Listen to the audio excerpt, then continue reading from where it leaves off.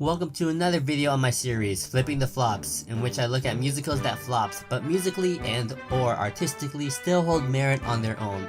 Today we will look at Rodgers and Hammerstein's Allegro, which opened in 1947.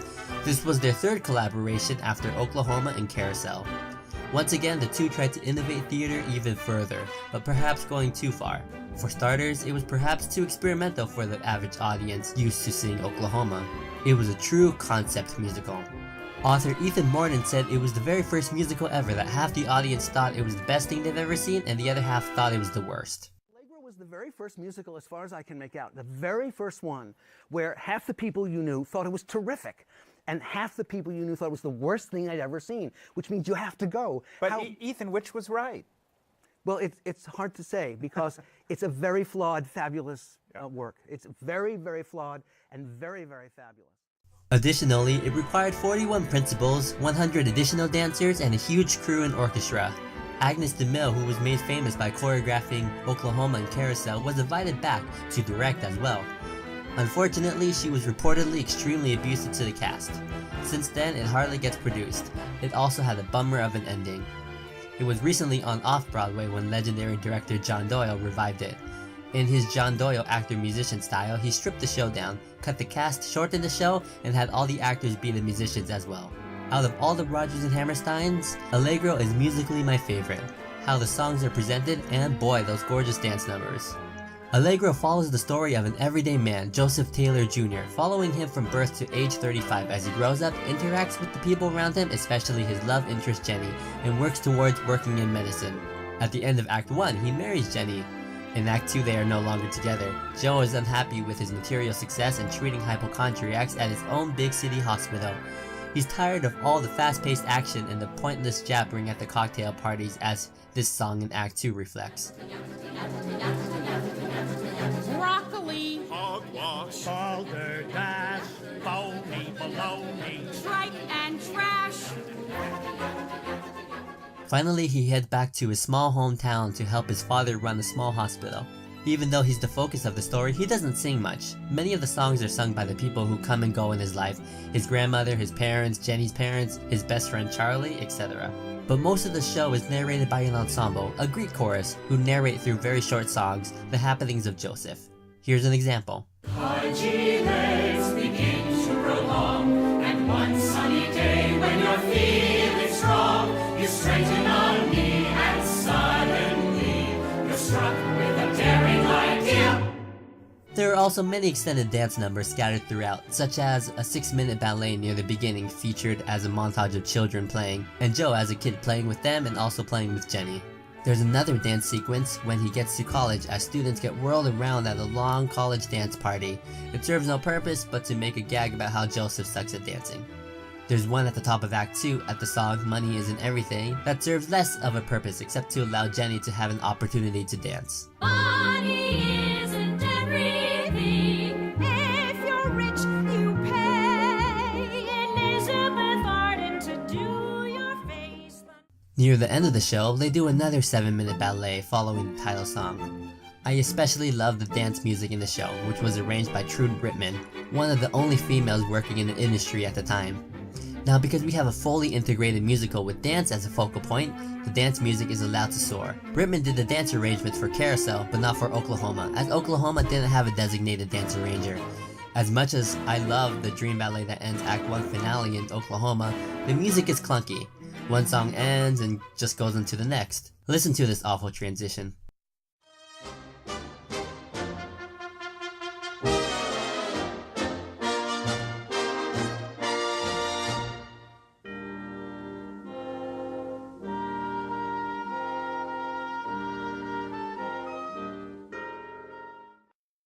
However, in the 6-minute long children's dance, there isn't a single part of the dance where the melody concludes and a new, totally unrelated melody begins. Instead, we have seamless transitions like this.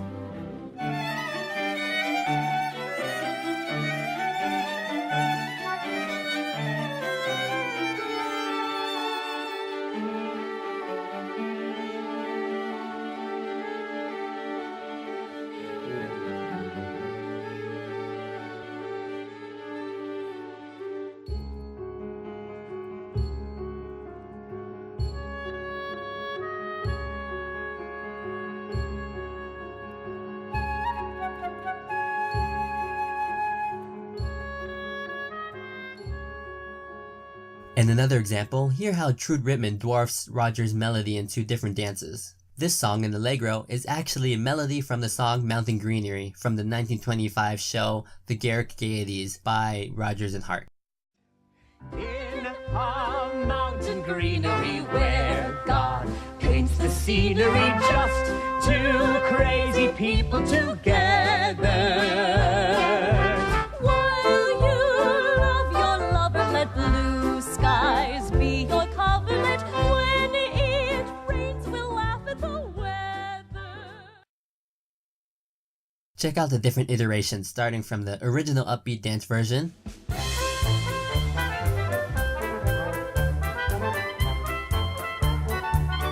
to sweeping romantic,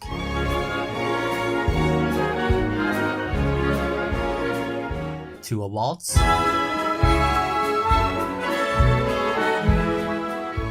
to wide open Copland like,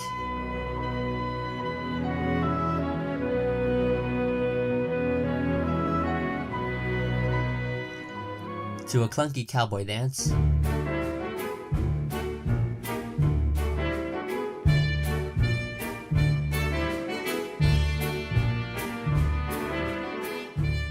to a New Orleans Dixieland,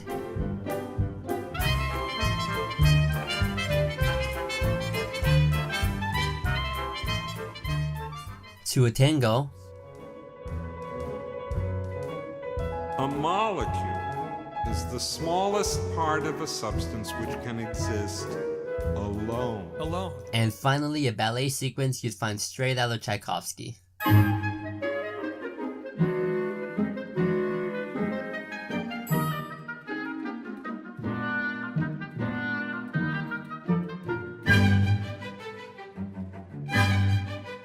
I love this cute dance. It isn't symmetrical or have clean even bars of 2, 4, or 8. The melody is the same, except for the second note is altered to avoid having 3 repeated consecutive notes. And Ritman continues to use the first 4 notes as a motif as well as the leap of a 4th motif. This is a prime example of taking an idea and exploring it. All the dances in the show are very well done and in my opinion the best of any Rodgers and Hammersteins. I'd like to know what your guys' favorite dance breaks, dance numbers, or dance sequences from any musical are. Let me know in the comments. Anyways, Richard Rodgers wrote the song in the second act, The Gentleman is a Dope. We don't start off with chords or anything harmonically elaborate, we just have 4 descending notes. When the voice comes in, it imitates the motion, but the descent is drawn out. The boss gets on my nerves. I've got a good mind to quit. But the voice comes back up. I've taken all I can. It's time to get up and get. The song seems to be a battle between up and down. The music is pulling her down. She seems to be unsure of which direction to take. And it is important to note what the song is about. She is quite pissed off at the moment and trying to make a choice, weighing her 2 options. Sometimes the music starts pulling her down. Doesn't belong to me. The gentleman isn't Sometimes she pulls herself down and up simultaneously. a man of many faults. A clumsy Joe who wouldn't know a rumba from a waltz. The gentleman is a dope. Or the refrain, which still continues the same descending passage. Doesn't belong to me. Somebody else's problem. She's welcome. The song is a constant battle between 2 directions, but finally the song ends with an ascent. Oh, hell, I'll walk.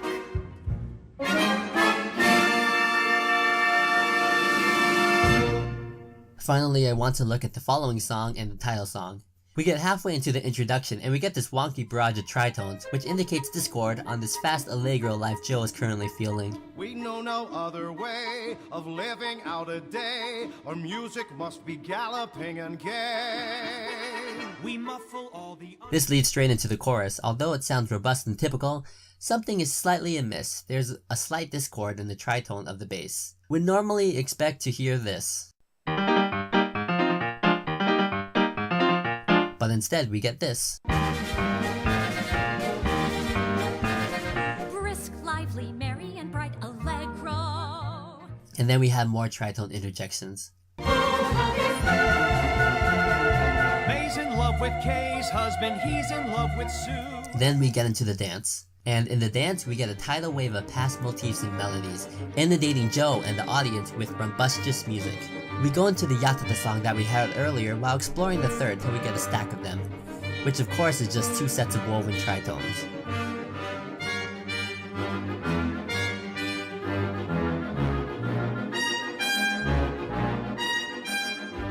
And then we get the fanfare from Joe's childhood,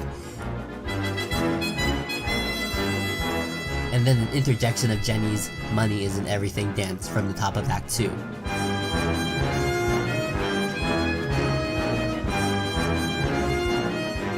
We continue to get a mashup of previous motifs from Joe's life, like "The Gentleman is a Dope" from the last song, while still continuing tritones.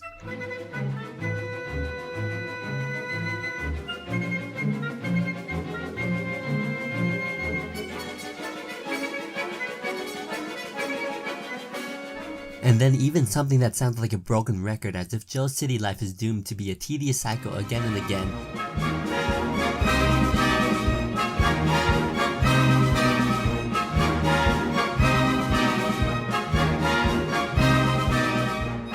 And we continue to hammer out yatata and tritones till the end. This has got to be my favorite Rodgers and Hammerstein dance number. It is fun to listen to, it is musically well explored, it carries the plot, and is very much integrated. Stephen Sondheim at the age of 17 was a gopher, an assistant for the show, and it made a huge impact on him. He even told Hammerstein, "Some people are going to have a hard time identifying with this problem." The problem being the one that Joseph Taylor Jr. is facing. Legendary theater producer Cameron McIntosh once told Sondheim, "You know, Steve, you spent your entire life trying to fix the second act of Allegro." And the more I look at Sondheim's work, the more I realize this statement's accuracy. A lot of great info about this topic can be found in Morden's new book, On Sondheim, an Opinionated Guide.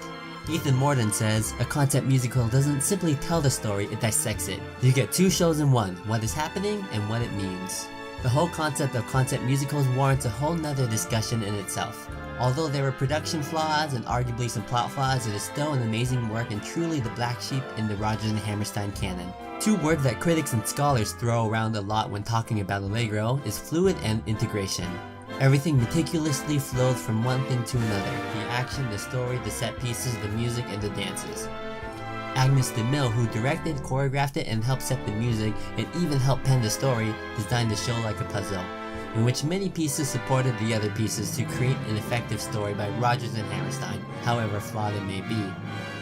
Thank you for watching.